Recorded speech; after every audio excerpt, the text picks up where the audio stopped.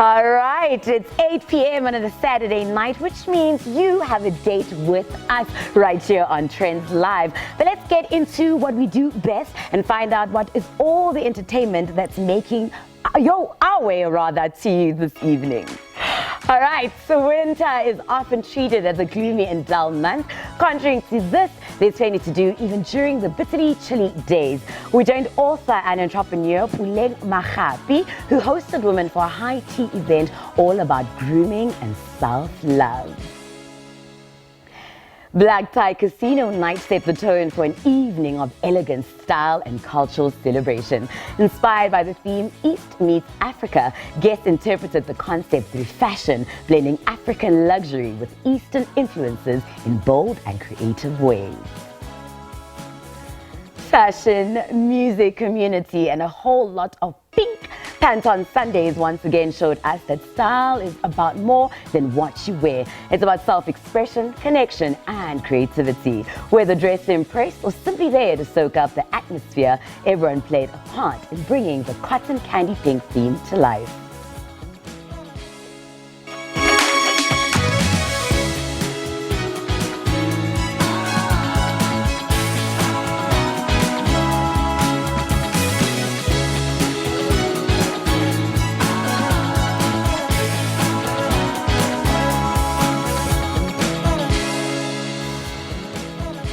Oh yes, Dumelang Sanbonani Absheni and hello. Oh, how I have missed you. Welcome to Trendz Live on SABC News, coming to you live from our Auckland Park studio. Kanibitso kena kansane koza, but please call me Candy. We have such a sensational show for you tonight as we step into Youth Month. Every June, we honor the legacy of the 1976 Soweto uprisings and the youth who fought against apartheid. This year's commemoration marks the 50th anniversary of these historic protests. But on to our first story of the evening. Winter is often treated as a gloomy and dull month. Contrary to this, there's plenty to do even during the bitterly chilly days. Author and entrepreneur Puleng Magape chose to invite women to a high tea event all about grooming and self-love. Trendz producer Kediagetse joined the ladies at the Mount Amanzi Resort in Hartbeespoort Dam, dressed to the T to enjoy a prestigious day created and curated just for them. Let's get more. Excited to be associating with women driven by purpose, these ladies adorned classic pieces from their wardrobes to honor the theme hats and fur. The event was conceptualized from very endearing sentiments. You know, my mom instilled the love of fur and hats from a very, very young age. So each time I see someone wearing a hat and a fur, it reminds me of her. Grooming is brought. Even when you want to lose weight, it's part of grooming. Makeup is part of grooming. Knowing how to behave as a woman is part of grooming. So I wanted to achieve all those. I thought, why not do a hats and fur? Because seldomly we get to go to hats and fairs, winter ones. When I was writing my book, The Betrayal Code, I did interviews, and the men that I interacted with indicated to me that sometimes they get bored at home. We get bored because our women are not taking care of themselves. They are clumsy, they are lazy. When we were dating them, they were like, yo, beautiful girls going to gym, knowing how to make up, knowing how to groom themselves. But now they are too relaxed. And it bothered me. Infidelity is very high as far as men are concerned. So I thought, no man, let me just call women to come for grooming. The day addressed all things grooming, style and finesse. A makeup tutorial helped with beauty tips. And it wouldn't be complete without reminding ladies to dress to impress. Fashion experts stepped in with essential tips. When you're in alignment, you know who you are, you know what your personality style is, and it means that you're going to know how to dress, how to portray yourself. If you realize who you are as a woman, what your personality style is, your unique style, and you dress according to that, it's going to help you to feel more confident and portray yourself in a different way. So etiquette at the end of the day is also a style icon that people are underestimating because it can do so much for you as a person and as a woman to leave other people feeling beautiful. Contrary to popular belief, looking fabulous doesn't require you to break the bank.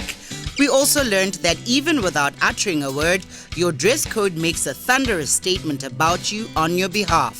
Authenticity is key. Plastic pieces are timeless. Trends come and go.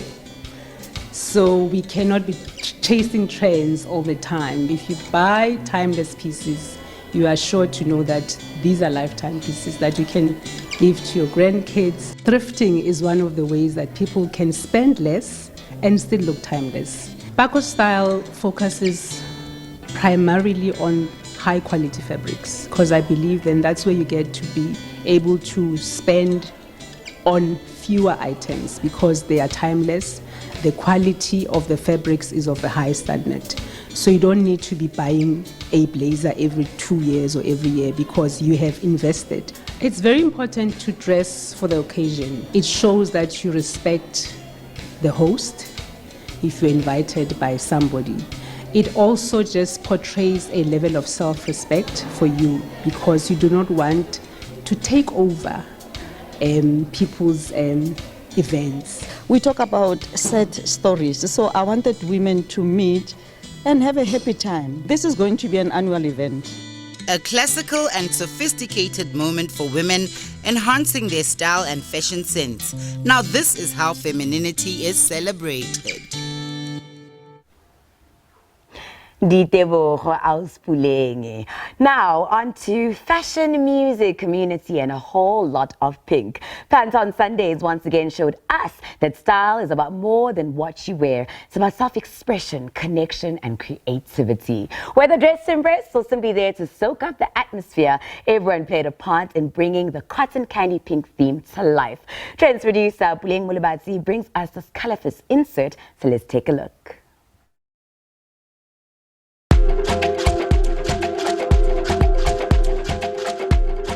It's Pantone Sunday. Picture this, a green out of nowhere setting with individuals who are dressed to the nines. The theme today is cotton candy pink. So each and every person gets an opportunity to interpret what the theme means.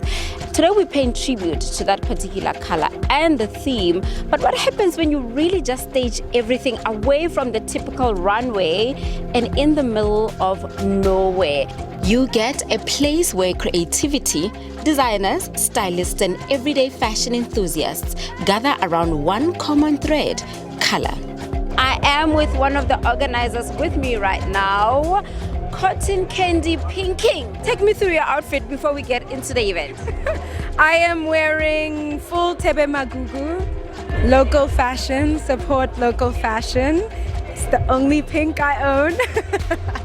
Yeah, and Wanda Lepoto loafers, again, another local designer. Yeah. Pantone Sundays is a color-themed fashion experience where we like to bring together not only the fashionable, but those who are interested in fashion, those who are interested in style, design, and music. And the idea is that we have a color theme for the day, and that is what unites us all on the day. To come here and represent, Bontate, or should I say Abantu Besilisa, it's such a great privilege because wearing the color pink, it shows us that we are standing in solidarity with such things as cancer awareness in South Africa. We also have some beautiful city in South Africa as well, which is the Jacarandas in the pink city of Pretoria. Yeah. So that actually shows that we are combining together as a country, and pink is the way. I would encourage most males to actually wear pink. I love the community. I love that people are able to come so far out to celebrate music, celebrate friends on a beautiful Sunday. As much as it might be cold, it's definitely not cold here.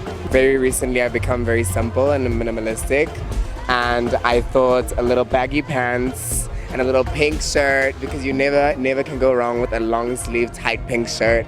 And it's fun, it's soft, it's vibrant. There's so many different shades of pink here, so I decided that today is not about me, it's about pink. Fashion, after all, is a form of storytelling, and today everyone has their very own version of the pink narrative. Isn't this cotton candy? I don't know. I believe it is. It's actually a perfect blend of it. I see all the colors coming in here. I went for a super casual outfit. You know, we're out in nature. I wanted to be comfortable in my sneakers, but still have that pop of color and not keep it limited to a particular pastel color. So a nice little tie-dye, I think is a nice blend. Fashion is a way to showcase style, creativity, and an open space like this, nature couldn't be a better place to inspire that. So I think it's a perfect way to come and blend those two together.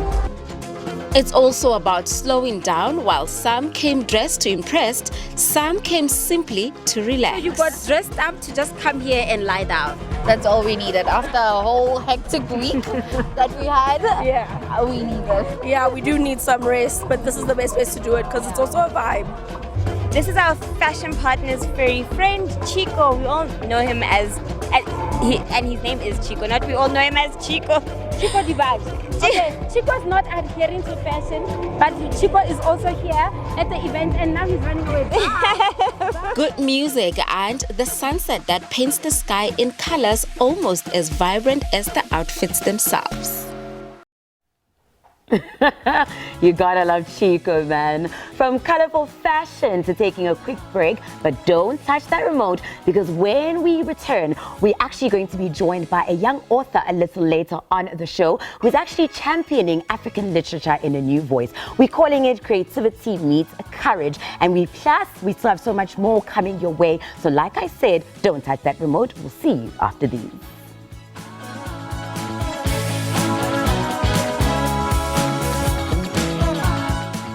Just like that, we are back. June 16, 1976 was a historic day in South Africa. This milestone marks the 50th anniversary where young people fought for equality, quality education and economic justice. While the narrative of the uprising continues, a new era has dawned. Exactly 5 decades later, South Africans will further commemorate these youngsters with a march under the theme, finishing what was started. In studio, we're joined by Busi Msimango and Kolisi Piri to unpack the essence and importance of the 1976 at 50 campaign. Welcome to Trendz Live and thank you so much for being here. Hello. I know I butchered your surname, please, Busi. Say it for me and the people at home because wow. Msimango. Okay. Msimango, thank you. What actually birthed the concept of 1976 at 50 campaign? Ooh, okay. So, you know, we come from the Seth Mazibuko Foundation. Okay. And we have a patron who is Ntate Seth Mazibuko. Okay. Very passionate, very spirited, and still upholds everything that is 1976. So in 2024, then we got together with veterans of 76. We got together with leaders of the day, which was in 76. And we then decided, in 50 years, like the 50-year anniversary needs to be something that is tangible, something that is very symbolic. And we've been consulting with Abu Mamsbongile Mkabela. We've been consulting with the brother of Kediagetse Mosimane, D. Mashinini. We've been consulting with Thulani Nzima, who is a founder of the Nzima Foundation. And his dad, Usem Nzima, took that very historical picture that went around the world that made people realize, on June 16, 76, it was a defining moment for everybody. 100%. And, you know, we've done consultations since then. And we realized, actually, you know, 2026 is when all of this needs to come out. Yeah. And we need to make a stand.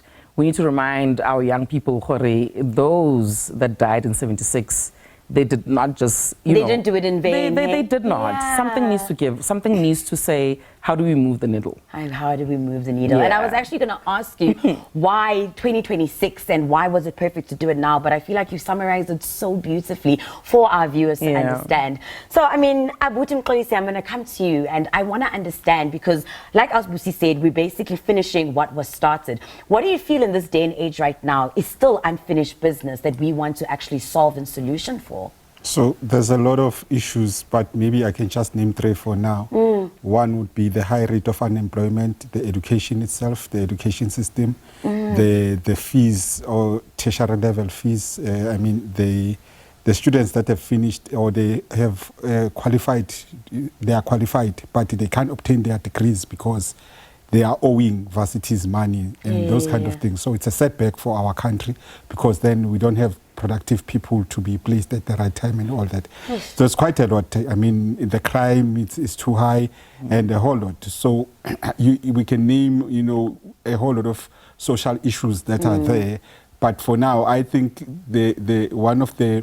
few of the backbone of the country would be the education, you know, would be the employment, would be ethics and morals. You know, those are the things that we think are very important. Hence, that is why we say, let us finish off what was started and remind people that there's children, actually, not just even people. Children died in 1976 in numbers. You know, hundreds of them died, not only in Soweto, but throughout the country. Throughout the country. But then I have to ask, how does this march or the event that's happening and the campaign itself solve then those issues? What is the idea behind it? Like, what are we bringing to the people? You know, an easy answer, which is it's not easy in terms of, tangible. And I mean, we've got a year-long program. All right. So our program is not only about June 16. We started the year with intergenerational dialogues that Nkulisi can speak to. You know, we mobilize young people to remind them, young leaders back then. I mean, Tate Mazibuko was 15 at the time. Sure. Hector Peterson was only 13. Yeah. You know, so for us, it's really to just conscientize these young people to say, they did it, and what is stopping us now?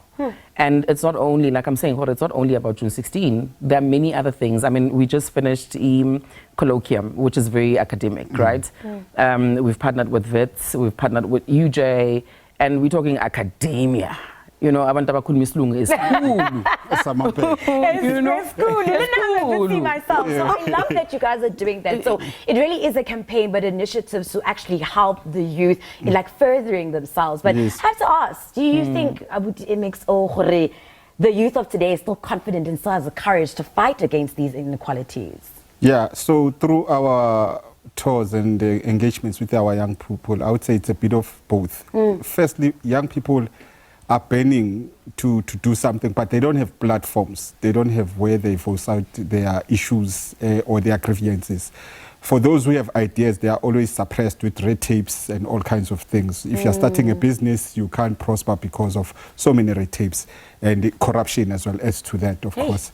So the idea really is not only just to talk about that, but it's also to say, how does the youth of 1976 pass on the baton to the youth of 2026?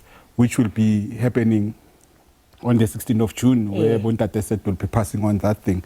As we, throughout the years, we've been collecting what we call Youth Manifesto, where young people are drafting their concerns and their solutions, their issues and so forth.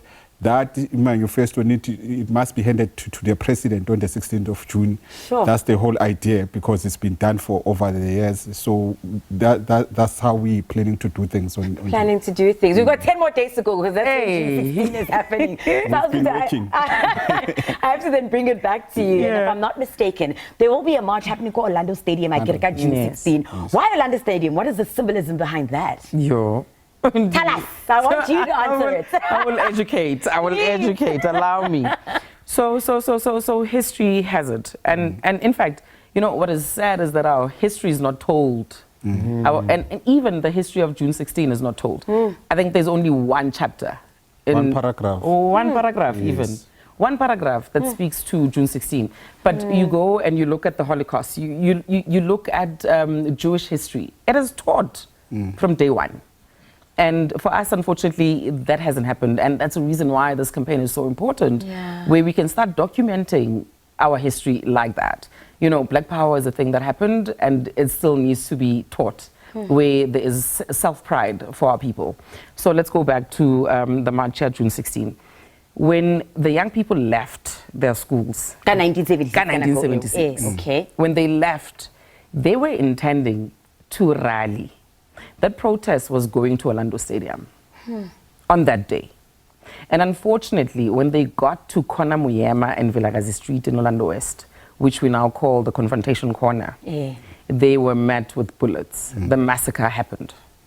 and they were brutally killed. The first victim of that massacre is Hastings Glovu, who we don't talk about. And this is what we are trying to achieve, to actually tell the stories the way that they were told. And by our people. And right? by our people. Thank you. Who are still alive. Who are still alive. I taking think that is advantage of such a that. special Yes. thing. Yeah. And that's exactly why it is so important and significant. It can never be more significant than that. Sure. That the people that were there are part of this. So, Bondade said, Bo Mam Spongile Mkabela, Bo Murphy Marubi, who the part of the 11, Soweto 11, who were arrested on days that followed.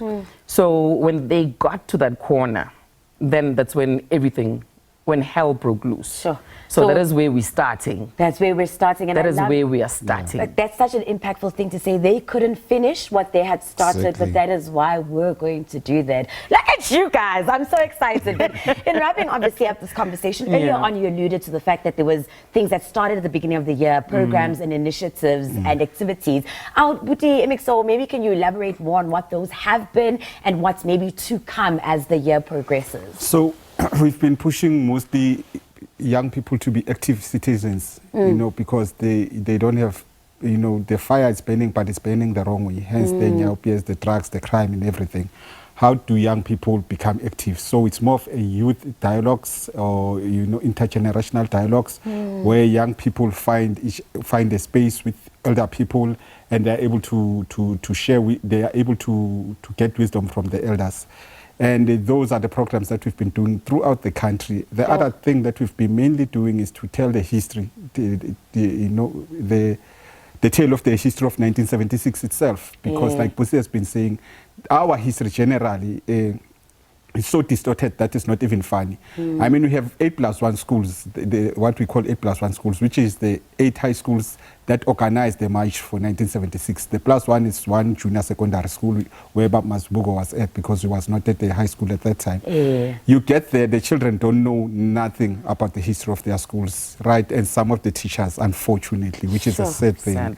And, you know, some teachers are depressed to a point where like they feel like they are not really educating what they're supposed to be educating, meaning the passion that they have is dying because of the limitation of whatever. So the programs that we've been doing really is to try to ignite the light of our people, our country, the history, why we should take pride in South Africa. I mean, to be really active participant of this country. For an example, we all know that there's a thing called American dream. I mean, Yes. we might not know what is that dream, but we know that there's this thing that is called American dream, to a point where you will never watch a movie or a series without seeing an American flag.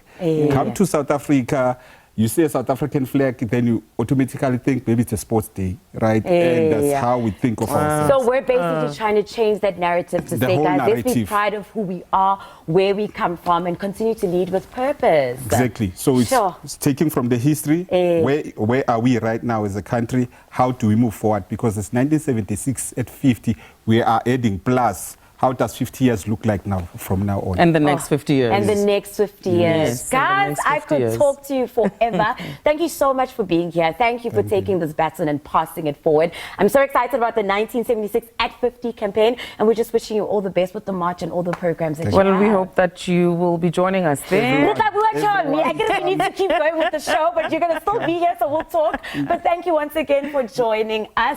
And on that note, we're actually going to be hearing what you guys at home have to say. So let's get into our youth voxies, because as we celebrate June 16, we want to remember the determination of young people during tumultuous times, fighting for their rights 50 years on. This day is still one full of reflection, including how the youth of today has evolved. So like I said earlier on, here are some views from women whom some even recall those days. So take a look. What I can say about June 16, it was a worthwhile cause. Why? Because we managed to change a lot of things. And I think the youth of today can do the same thing, to change South Africa so that their country, they don't become foreigners in their own country. You must fight for your right. You must not wait to be employed. You need to create employment.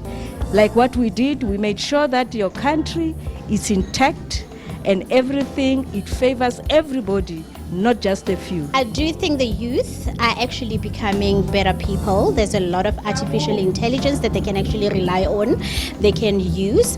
You know, back then, in as much as it was good, but it was a bit primitive, you know. There was not much research that was done. So I think the youth actually are the future. All they need to do is just focus on education. And you know what, make Mandela proud. We were eager to construct and to be involved in the constructing of our country and our freedom. But what is happening now is today's young people, a lot of them are lost and they don't know, they don't have a purpose. Most of them are just doing, you know, and what I can blame that to is the use of of media.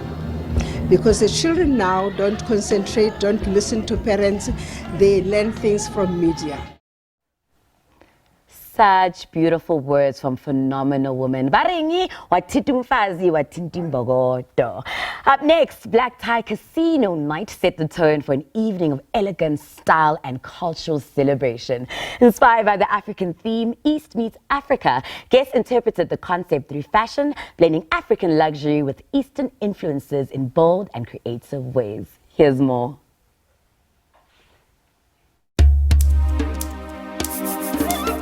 In fashion, just like at the gaming table, it's all about knowing when to make your move. Style is intentional, and every guest arrived ready to put their best look on the table. The theme, East meets Africa. So I think the event was an authentic culture play, and I think that's what brings people together. I think we enjoy authentic experiences. We want to be a part of them. We show up. We have so many times seen a collective come together when there is a really novel idea. And I think there is something very novel about the space that we're in tonight. There's been so much passion that's gone into it. I don't think it's necessarily black tie. I think it's about style. It's about, I think, definitely like an authentic expression of what African luxury means to us. To me, I leaned in a lot into the name, obviously, in terms of the Jade Casino.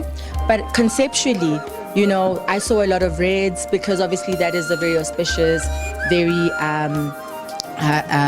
important color in terms of prosperity. I think people just showed up in the way that made them feel incredible. Beyond the glamour, the evening was designed to do something equally important, bringing people together. And unlike most social events, this one invited guests to become part of the experience. Really takes you into a world. So if you're world building, you understand how to bring people together. And, you know, they've done such a phenomenal job bringing people together, you know, through fashion, through style, through aesthetic, and through everything that is truly phenomenal. So yeah, we're here to connect, and we find different ways to connect, and Empress Palace gives you so many options, and this is one of them.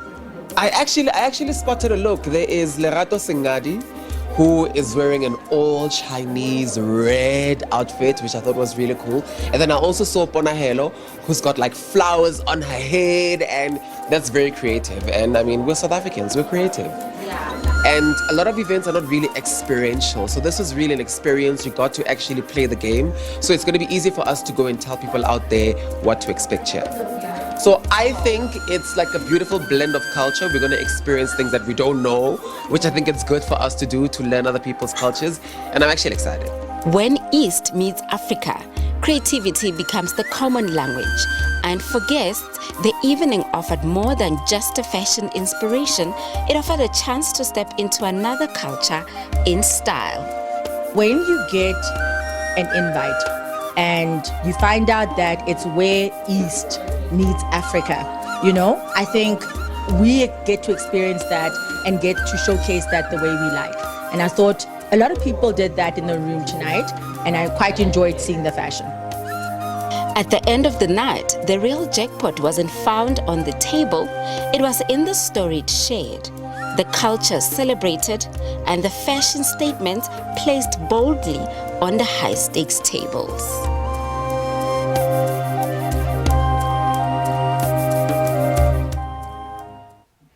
We are such a melting pot of diversity and creativity. Next up, we're going on to fine cuisine, rich in cultural and historical sentiments at a restaurant which recently opened its doors to food enthusiasts. Full of Italian charm, flavors, and exceptional hospitality, it feels like mini Italy in the hub of Johannesburg. The establishment fuses culture and cuisine. Trendz live producer Kediagetse went to find out what the fine makings of the restaurants are. So, let's feast our eyes. Arriving here feels like walking into a lavish yet traditional atmosphere, established behind the backdrop of a rich history intended to become a legacy. And the owners have certainly brought Bologna, Italy to Mzansi. We're from Bologna in Emilia-Romagna in Italy. That's where my mom and my grandparents were born, and that's where they actually grew up.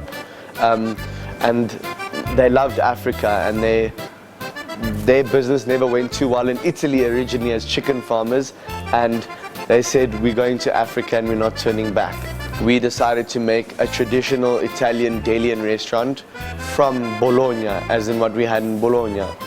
And it's the recipes, for example, from my great-grandmother. We're the oldest Italian restaurant in Joburg, and we are traditional to Bologna. True to tradition, even their menus are in Italian. While the restaurant caters for high-end customers, the design and aesthetics were carefully curated to be reminiscent of Italy. It's home away from home, with specific decorative pieces chosen to enhance Italian flair. I went to Italy and I started on the decor-wise, I started buying beautiful things that are for the home and for the table mainly. So beautiful plates, things that not only that make your table, which we call in Italian la tavola, where we sit and we eat, a lovely space. But I said I wanted to be homey and I wanted to be like organic. All the plates and the crockery and the cutlery are all from Italy. The decor that is hanging, it's a few pieces, it's not overwhelming, okay? All right, they're from Italy and they are from, like some of them, if you see, are from Puglia. The specific ones that we have, every single plate is painted by hand and it's all different. So it's a little piece of artwork. Food is the central attraction in this restaurant. Recipes have remained authentic, and the deli is a special spot for indulging in delicacies. The recipes themselves are to the book, like my great-grandmother did it. There's no shortcuts. We've got ready-made paninos, ready-made food, fresh breads. We've got fresh pastries and patisseries. Italian foods are just based off freshness, so you know, you can't hide behind 3 ingredients of fresh tomatoes, fresh and good cut quality meat. That's what Italian food is basically about. One of my all-time favorite dish is my mom's lasagna. For me, that's number one. Another traditional dish is obviously the tortellino, which is what we're named after. It's a typical dish from Emilia-Romagna only, which is inspired by the Venus of the belly button of Venus. The deli is close to my heart because it's the same format of where we started. Not only the deli is a quick meal where you can come in and buy Italian products and all those things, and it's inspired also by all those Italian places in Bologna where you can buy food and Parma hams and cheeses and homemade pastas and sauces. My grandmother was an absolute feeder, but she would go downstairs to the shops, the local shops, and buy a few things and decide the menu as she was shopping. And these recipes are not recipes that are written down like a chef style. They're recipes from the head and from the mind and from the soul. A 40-year-old family legacy, well received by those who've already indulged in tastes of charm, exceptional feasting, and a little Italian experience in Johannesburg. Now that's what fine dining is all about. Buon appetito!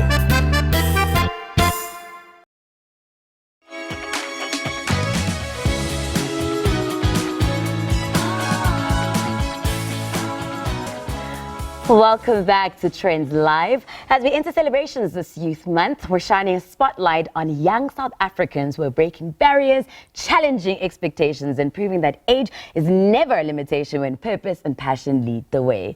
This evening, we're joined by a remarkable young author who chose not to wait for perfection or the right time to pursue her dreams. While still in matric, she achieved what many aspire to do for years. She wrote and self-published not one, but 2 books. With youth facing challenges such as unemployment, social pressures, and limited opportunities, her story aims to motivate others to become part of the solution and use their talents to make a positive contribution to society. Storytelling has long been a powerful tool for preserving culture and educating communities.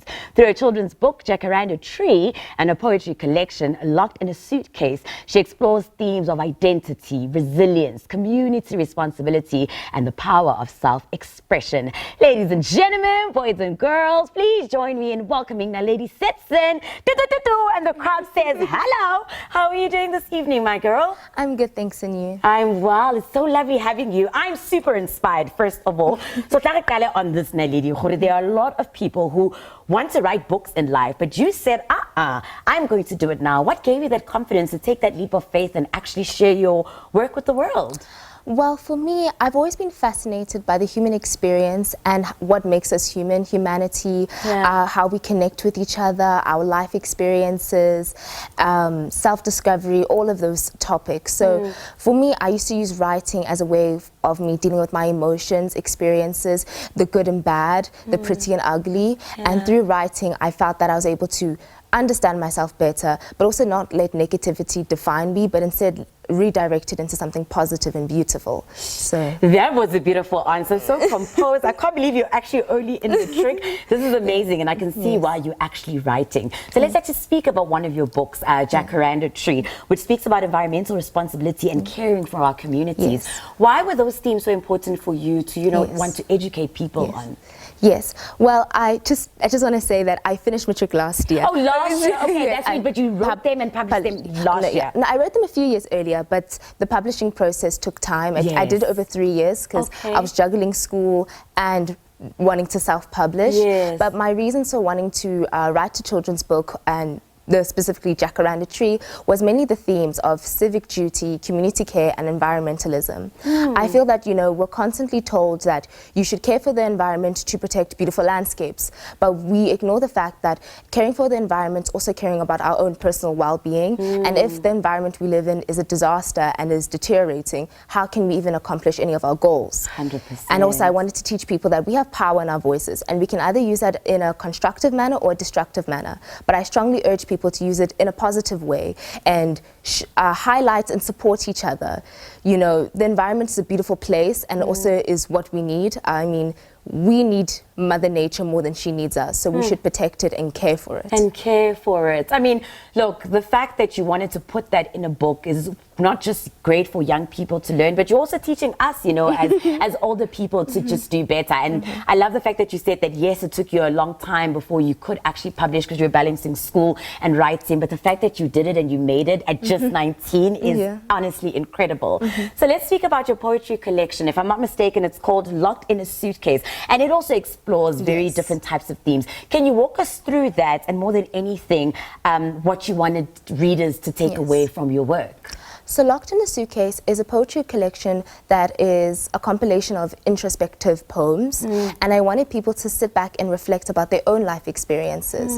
The poems speak about biases, perspectives, assumptions that we develop through our life experiences. And through the poetry book, I don't necessarily tell you what's right or wrong. Instead, I want you to do a self-reflection, do some self-discovery, and for a moment step out of your shoes and be in someone else's perspective to broaden your mindset and become more sympathetic, empathetic, and compassionate person. I think we tend to be very cruel and harsh with each other, but through this book I want you just to reflect. Even if you don't necessarily agree with another person's perspective, if you open up your mind, it is incredibly beneficial because it makes you a full-rounded person. Yeah, just challenge ourselves, be more open and just kind. That word that you said is actually so beautiful, that like sometimes we don't tend to do that, but kindness really does go a long way.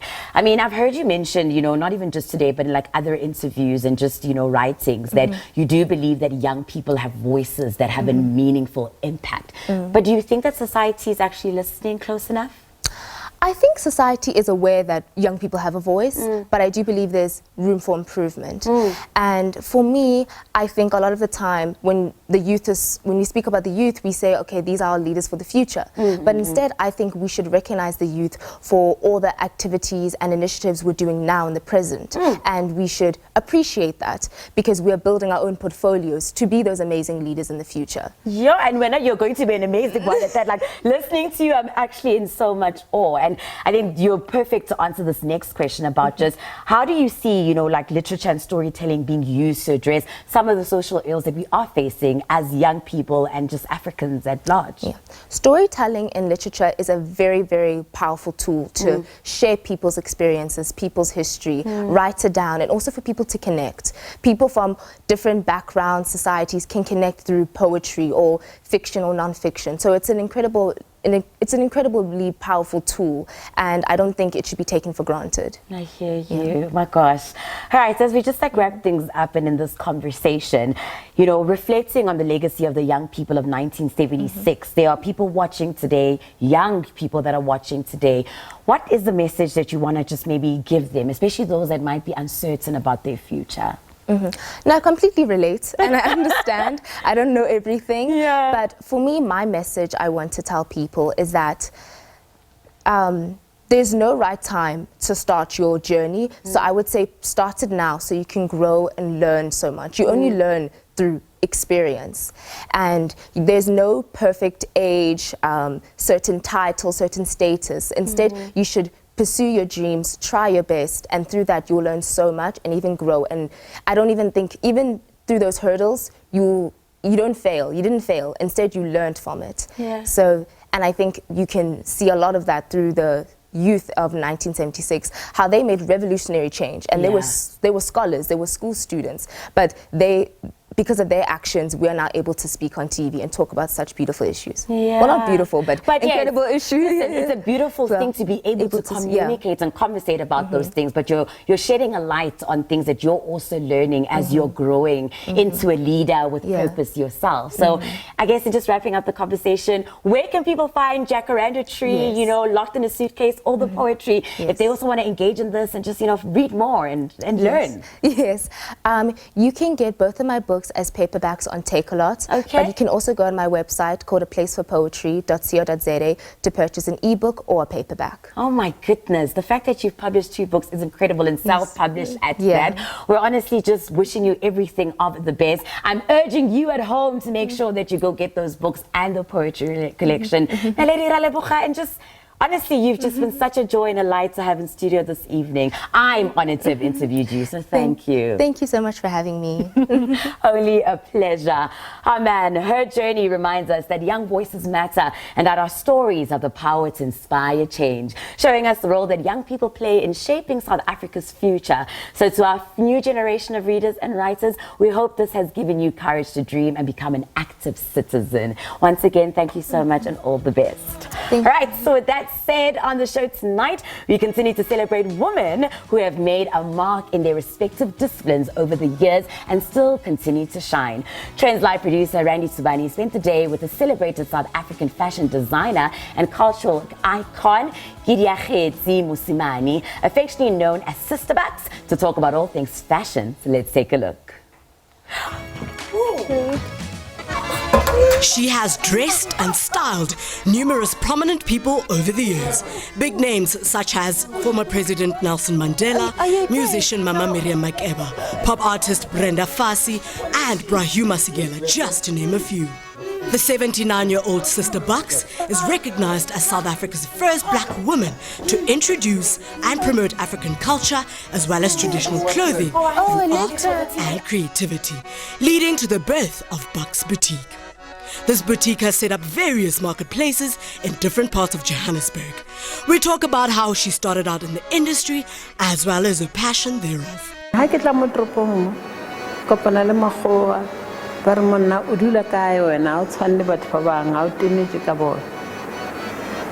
then different from her. I started traveling, I started going to Zimbabwe, hitchhiking, and I met But Zimbabwe, they were dressed so beautifully with the African prints. So I really thought I must start learning how to do tie-dye, how to print, how to make my own fabric. I learned from Zimbabwe, from the mountains, from the bush, not from the school. This that I'm doing is like Bantu education. As I continue my conversation with Sister Bucks, she takes us through the concept of sishweshwe and the significance of where it all began and how she decided to switch it up. Na ke Botswana wa manete ene rona Batswana ra para leta ba bang ne ba para dikgaka ke tsona seshweshwe ha ile re khwanya diso je ka Basotho. There's a girl who came from Zululand. She's a designer and she wanted to work with me, so I said, let me have a look at the things that you make. She showed me a skirt. She said this skirt, she's doing it based on the pocket skirts that they do, the Zulus, with leather. Just do the patch. And then she did this dress with a certain fabric. Then I said, no, I'm going to do this skirt with sishweshwe. Hane ke le ko Zimbabwe ke ntse ke ithuta ka tsona dintho. I was told that sishweshwe is made in Zimbabwe. The best cotton grows in Zimbabwe. Sister Bucks has won various awards and she truly remains humble as she continues to make the most beautiful garments. She's also very firm in staying rooted in who she is. I also touched base with model Duke Mkhize on the inspiration behind the work he does. What inspired me most was my mom. She was working for a factory called Jamots here in Doornfontein, and they used to make female clothing there. So they used to use her as a model. So she used to come around and talk more about what she's doing and all that. So Kanti, it was actually getting into me as well. So I adopted that kind of, how can I say, looking good. So I started doing modeling for various companies till up to date. Looking good or feeling good and being happy at all times was just up my street. I'm very proud of myself for doing what I did. Awareness of African clothing, teaching and telling the people about our culture. I try and do it every day. It's my work. An interesting fact about Sister Bucks' runway is that her models do not wear heels. They wear what is called glove socks for the purpose of everyone feeling comfortable and good. Sister Bucks, almost 80 years old and still thriving while looking fabulous. We truly are inspired. Well done. That's Sister Bucks. And we must give another shout out to our author, Naledi. She's actually going to be studying journalism overseas, so maybe one day you'll see her right here on these screens. On that note, don't forget that you can catch the full episode if you missed the interview with our young author via our SABC News channel on YouTube at Trendz Live. But right now, though, we're going to take another break. You know what I say? Escasita.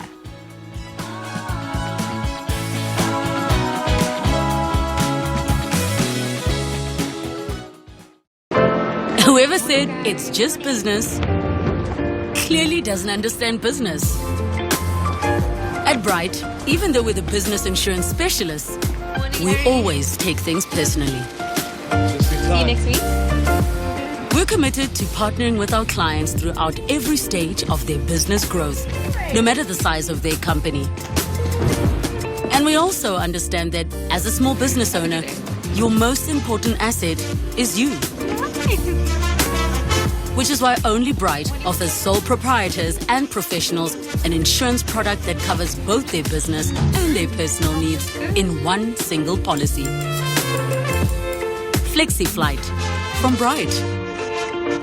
Because when you're a small business owner, you tend to take things personally.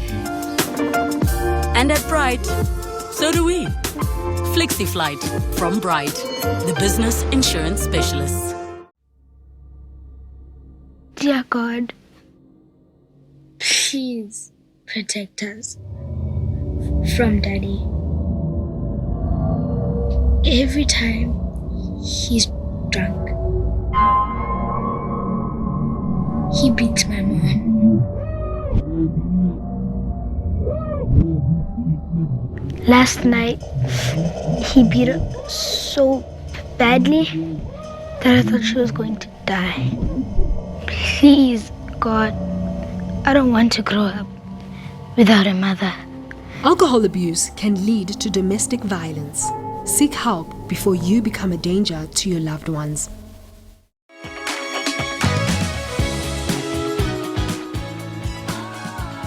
Back from paying the bills, you're still tuned into SABC News, and books have the power to spark conversation and challenge perspective. That's exactly what we're exploring on Trendz Live this Youth Month. As part of our growing book club feature, we have another amazing read for you, which has been going viral on TikTok and social media. So do join us as we turn the page to Ungeno, My Sister's Husband, by another young author, Naledi Mahlari, a contemporary story that promises to get you talking. The book explores love, lost tradition, and self-discovery. After the death of her sister, a young woman finds herself bound by cultural expectations that require her to marry her late sister's husband, a man she once judged and looked down on. As she navigates grief, duty, and the complexities of tradition, she begins to question her assumptions and discovers that the path she may have resisted may actually lead her to unexpected understanding, healing, and love. We invite you to join the conversation by grabbing a copy online and sharing your thoughts, questions, or reflections with us on X. You can find us at Trendz on SABC. Your comments could be featured actually right here in the studio on the show when the author joins us in studio later this month for an insightful and engaging discussion inspired by the book. Trendz Live, bringing you stories that matter. All right, so as we wrap up the show tonight, British actor Idris Elba was awarded knighthood by Britain's King Charles III at a ceremony at Windsor Castle earlier this week. Take a look. The 53-year-old star of Luther, The Wire, and The Suicide Squad was knighted in the New Year's honors for his services to young people. The actor is known for his humanitarian efforts with Elba Hope Foundation that he founded to support youth education and empowerment. He has also been regularly associated with King Charles Charity King's Trust, having himself used a grant from the trust when it was known as Prince Trust to attend the National Youth Music Theatre when he was 18. Elba is also currently involved in a documentary to mark the 50th anniversary of the King's Trust. The actor was spotted wearing his Knight Bachelor medal at Windsor Castle with his wife Sabrina Dori Elba. Congratulations to Idris, but you know what they say, time flies when you're having fun. So thank you so much for choosing us this evening, and a big thank you to our guests as well. Trendz Live is back again next week, Saturday, 8 p.m. right here on SABC News. My name is Candy, and until next time, stay sweet. Mwah! Good night.